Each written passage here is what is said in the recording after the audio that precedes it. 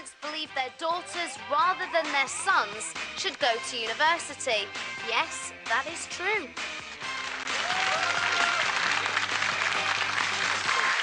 Now, a recent survey found that nearly 67% of parents felt it was important for their daughter to go to university. Only 62% felt the same about their sons, which I think is fascinating. More on that in a moment. Thanks for that, Kirsty. So, why are boys bottom of the class at school? A new report blames the scrapping of O-levels for creating an education gender gap that's seen girls excel academically while boys fall by the wayside. The fairer sex are not only doing better than boys at GCSE level, but beyond, outnumbering and now outperforming lads at university too. The study claims GCSEs, with their emphasis on coursework and continuous assessment, favour girls. Is that, though, the only reason? I mean, after all, girls started overtaking boys academically a couple of years before GCSEs were actually introduced. Some educational experts believe schools are too feminised nowadays. That methodical working and attentiveness have been encouraged at the expense of competition and leadership, the things boys respond best to. And only last week, researchers found that lads who played sport were more likely to do well in exams than lads that don't. And yet there's been this drive to end competitive sport in schools to protect kids from feeling like failures. Mind you, I did feel like a failure coming last every year in Sports Day, I have to say. Look at you now. Yeah, bitter, twisted, ranting, railing. Others claim a lack of male teachers at primary level in particular has a damaging effect on boys' education. Maybe it's not so much about how schools are failing boys, but how society as a whole has rallied behind girls in recent years. In days past, let's be honest here, all you had to do was find a bloke, get married and breed. Now you can go to university, get plastered, have loads of sexual partners, a career, and still breed. They even let you vote. No wonder the country is in such a mess, I say.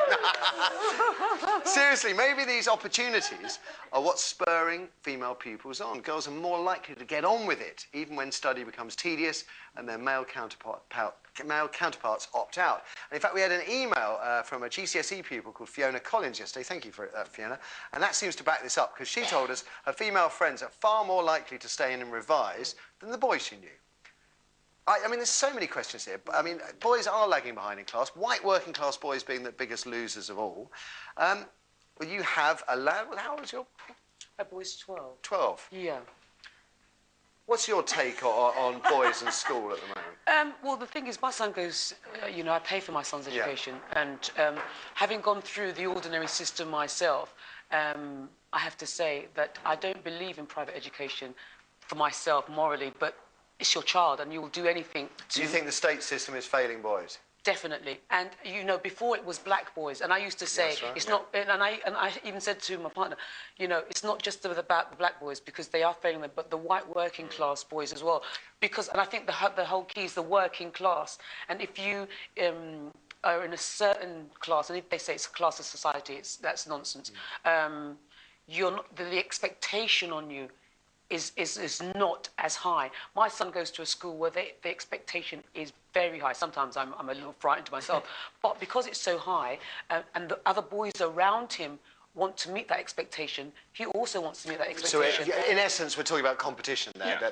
There's a drive. Yeah, there is a drive. And also, you know, he has parents that want him to strive to be the best that he can be. And, you know, you have to be careful with competition. I always say to him, it's not about what the person next to you is doing. It's about, are you doing better today than you were yesterday? You have to understand that concept, and that the drive must come from within. But I think that there is not enough expected. Do you think there's anything that sort of GCSEs favour girls? The actual idea that coursework and that kind of attention to detail. I remember the girls always used to underline everything in multicoloured inks, and were really into their sort of presentation, which I guess...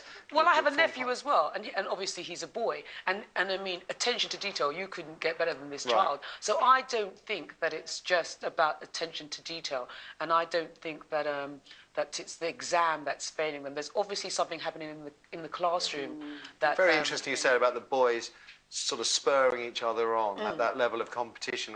I can remember that at school.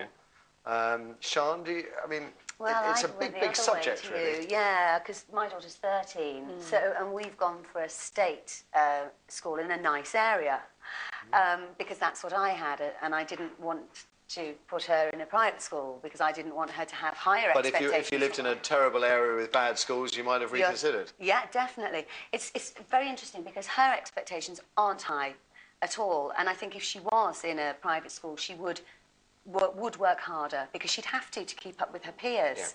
Yeah. But it's agony with a teenager anyway, trying to make them concentrate and trying to make them be responsible for their own work. I mean, this is a really hard period. But I do have friends with boys who are just not as socially developed yet. Yeah. They just are not. Why? Just because they're boys and boys mature slower, or because they're not getting the support from either home or school? No, I think there is a problem that there's not enough discipline and male models in schools, and definitely secondary schools. And I think it is to do with them maturing later. Yeah. But if there was discipline in schools, then everyone would do better. It's pathetic how easy it is to be at school these days. But I'm always surprised. Because in my day, if a teacher said something bad about you, my parents would, back in the day, probably tan my hide, of course, which doesn't happen very often these days, but there was a consequence for having a teacher criticise you. Today, all we hear about is if a teacher criticises, the parents go up and take it off against the teacher, and so the parents are backing the kids against the teachers, which is... I think you have to know your child as well. I mean, if a teacher comes to you and says something about your child, and it bears no relation to the child that you know, you might question it. Yeah. And it's also the way they come to you, you know. If you feel that they are speaking in the best interest of your child, you will take it on board. Yeah. But it's not all the time that a teacher comes to a parent like that. No, and in a state school, they don't have time to speak to you. They don't, you know, it's extraordinary. I mean, that's yet another point to throw in the mix. David, I mean... Well, I mean, I think there's something going on. I agree with both of them. I think there are fundamental differences in the way that boys and girls mature, and boys do mature much later. And I think also in terms of what boys are good at, boys are much more. There's a hugely stereotypical, but boys are very good at practical tasks and assimilation of information and so on. Girls are particularly good at structured work, coursework, and so on. So I do think the exam system favours girls. I think also I'm really not into mixed-sex classes, because actually boys are rubbish. Boys are obsessed with the other sex, and they spend their entire time flirting, not doing any work. But I went to a Catholic boys' school, so I have no idea what you're talking about. Well, but I'm trying to paint a picture, which is that you know, boys often will perform badly to impress girls because they're lads. Whereas if you're in a single-sex class, you don't do that because there's no one to impress. So, and I think boys also respond incredibly well to discipline.